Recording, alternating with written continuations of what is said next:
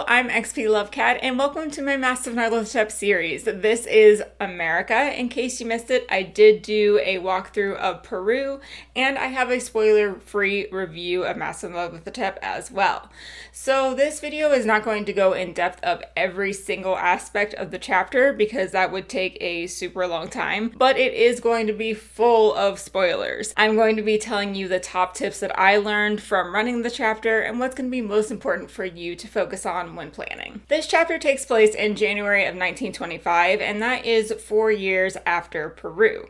So this is really setting the foundation for the whole campaign and getting you in depth of what the background story is and what's kind of going on.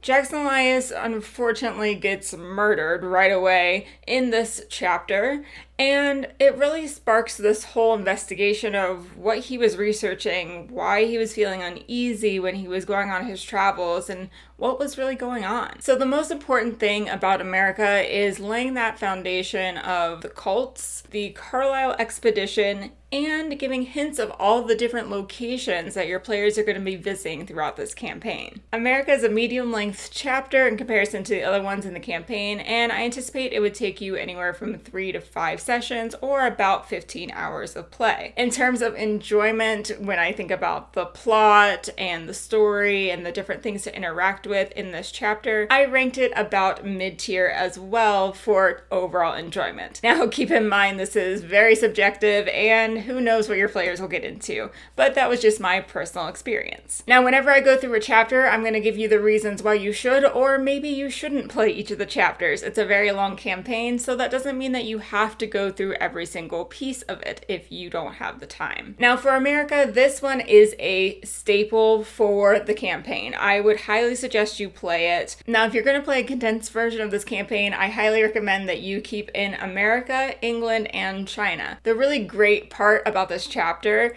is your players are starting to learn about cults and about the Carlisle expedition, some background information, kind of exploring where this is going to take them in terms of the different countries. So overall, I do consider it a staple to the campaign. That being said, if you really wanted to skip this chapter, you might be able to filter some of the clues from America into England, but really I think it's beneficial to have this foundational chapter. Alright, so let's dive in. If you haven't checked it out already, I have a video on how to prepare for this campaign and what the steps I go through every time I approach a new chapter, so that might be helpful for you to follow along. Otherwise, I will assume that you've read the story up until this point and know what's going on. Starting with setting, the first thing I want to call out is it is 1920s in New York City, and so yes, there was racism during this time. And throughout the book, there is references to how this historically played out. But this is the point in the game when you should really be having a conversation with your players and deciding if you want to include that in your game or not. The second setting call out I have is it is the middle of winter in New York City. So if you have not had the chance to visit New York City in the winter, you might not know that it gets very cold and there is a possibility for a lot of snow. So make sure you don't ignore the weather just to make it feel more real. And in addition, it can be really pretty in the city during the winter, so it's not necessarily that it's all doom and gloom snow, but highlight the different lights that you see, the movement of everyone kind of huddled in their coats. It can be a really interesting setting to play with, but make sure that you factor for the winter weather, particularly if you find yourselves in some chase scenes. The cult for this chapter is called the Cult of the Bloody Tongue, and their roots are from Kenya, Africa, and basically this cult takes advantage of the most vulnerable people to recruit them. And so what I found really interesting and fun was this is an opportunity for you to play a little bit with the players in your group and maybe pick out one of them that seems more vulnerable than the others and make it your mission to try and recruit them during this stage in the campaign. I did this and I had a ton of fun with it, so maybe just explore that, play with it a little bit, and have some fun. The other unique thing about this cult is their weapon of choice, which is called the panga, and it is an African knife. So read up on what that does, and it was really fun for me to use that as a kind of signature weapon for this cult. In addition, most of them wear a headpiece that has a red strip coming down to represent a tongue. So that is another clue or hint to give and leave in different places if you're not sure your players are on the right track. In terms of NPCs, there are actually a ton in this chapter, but not a lot of them are what I would consider to be key NPCs. A lot of them are helpful for your players, will give different information, be different exploring paths for them, but the ones that I'm going to talk about are the ones that I think are the most important and have something particular that was fun for me to roleplay and think about as I was planning. The first is Erica Carlisle. So Erica is a businesswoman. She is the sister of Roger Carlisle, who was the head of the Carlisle expedition, and she owns a very large estate. So this person was extremely helpful for laying that foundation of the different expedition members and what really went on with Roger before he left for this expedition. Hint, hint, he was starting to go a little bit insane.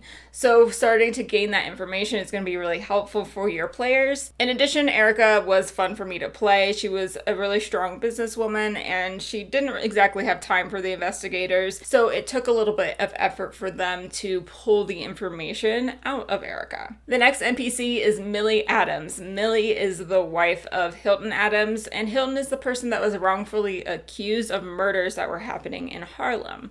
It turns out these murders are the sacrifices that the cult is making, but Hilton unfortunately gets mixed up and is framed for these murders. What I found super interesting about Millie is how determined she is and how she's really not afraid to go after and find that information. She is so focused on proving her husband's innocence that it makes for her to be a really interesting character, but it also means that she is a fantastic source of information for your players. So making sure that they do have an interaction with her and that they do have the opportunity to meet her multiple times, learn different information, build a relationship with her, I felt like that was a core piece to this America chapter. And the last one I want to touch on is Silas McQuain, and this is the manager of the Juju House. So not the high priest, but the guy that actually runs the shop. So he's the one that interacts with the customers that don't know it's a lair for the cultists, and he's also a part of the cult and a little bit insane. What was super fun about playing Silas is that my players definitely thought he was the high priest, and so for me that was just funny to sit behind my GM screen and be like, haha, you don't actually know who it is.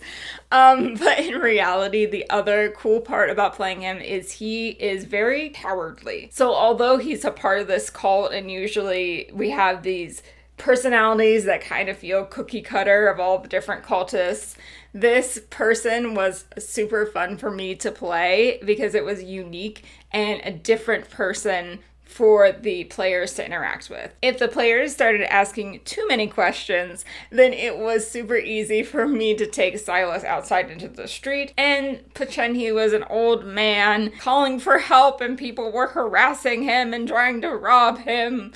It was just a really cool opportunity to do something different and have an interesting interaction at the Juju House before they even explore the bottom basement layer. Moving on now to the key locations. The first one is Hotel Chelsea. This is where Jackson is murdered. And my first thing to tell you is make it so he is murdered before the players get there. It'll be right before it happens, but don't give them the opportunity to try and interfere because that's going to derail the whole thing, because obviously Elias knows what's going on with the expedition and the whole mystery that they're planning to go and solve. So make it so there's no opportunity for them to intervene on this murder.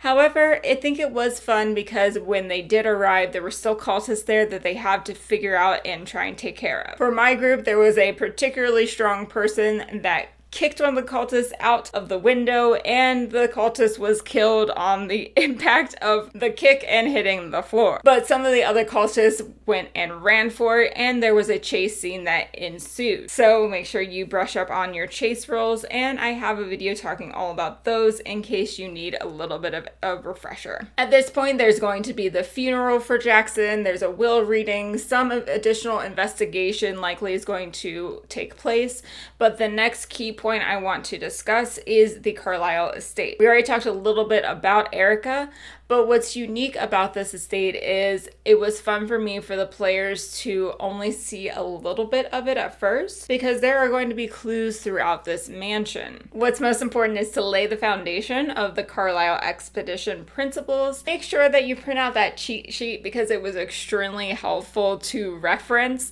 because there were quite a few people just to make sure that you had kept straight in their different personalities. I definitely want to call out this side box on page 134. And it is in regards to finding the different books that Roger had that Erica isn't necessarily willing to give up to the investigators, so they have to find some way to actually get this information. I did opt for Erica to be throwing a very large party, and she was in the process of hiring some security guards. One of my players did pass the interview process, and so then he was able to sneak my other players into the party. So that was super fun just to play out. But then the really fun part came when the party was here and the mansion was available with different clues for the investigators. A top tip here, if you have the board game Betrayal at the House on the Hill, there are all of these different mansion rooms that I puzzle pieced my way into making a first and second floor. Flipped all of the pieces over so that the investigators would slowly have to be discovering what these rooms were and what were in them.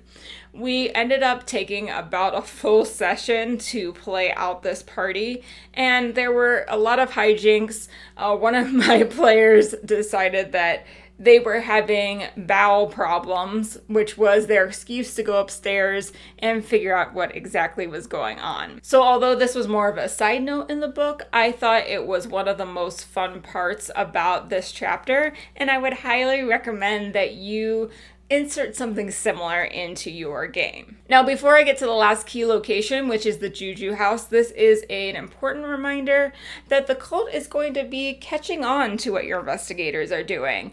So the investigators are asking questions, going to different locations, and they probably caught the murderers of Jackson. So there's definitely going to be places where the cult is going to be following them, chasing them down, possibly trying to convert them, going back to that vulnerable player you might have.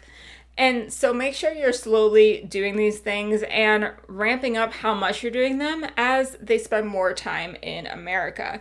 This really helps to rise the tension and keep the players engaged with this chapter. Now, a funny story with my players was they really found out how dangerous cars can be in Call of Cthulhu.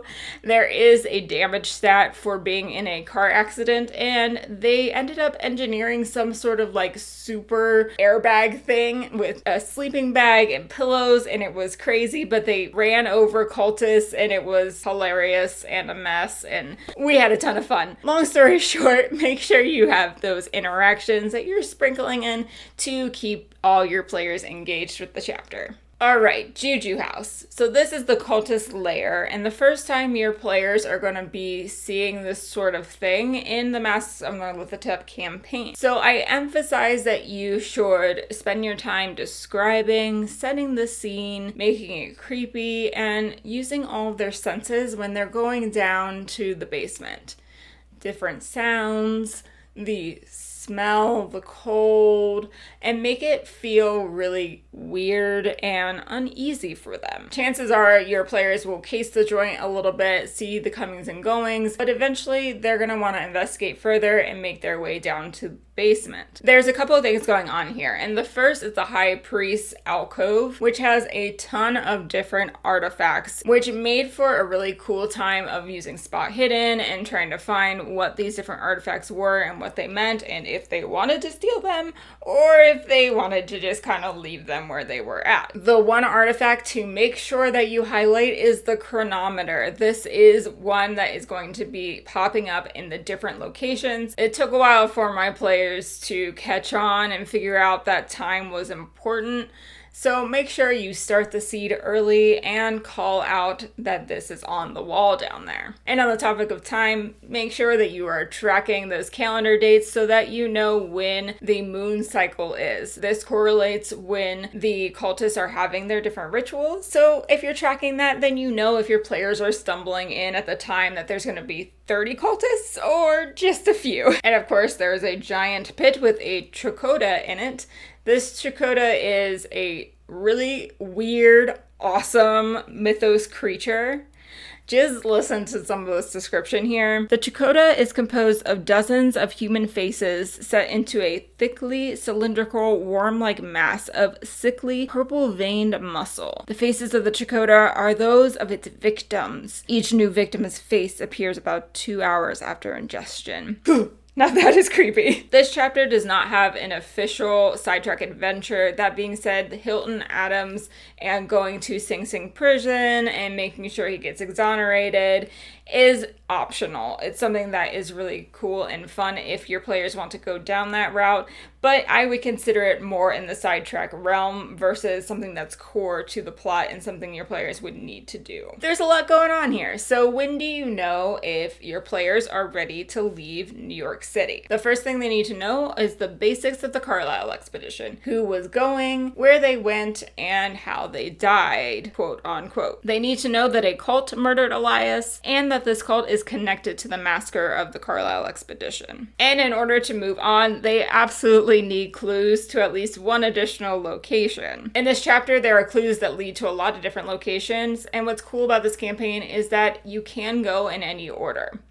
That being said, if your players are struggling figuring out exactly where they want to go next, you can encourage them to go to England, which would be the next in the chapter and is the easiest to plan if you're following the order that's laid out in the book. But really, there's freedom and you can work it out wherever your players decide to go next. That wraps up America. I hope this was helpful for you as you're planning your campaign. I hope you have a ton of fun playing it, and make sure you subscribe because I will continue to release these deep dives into all of the chapters to help you run this amazing, fun, awesome campaign.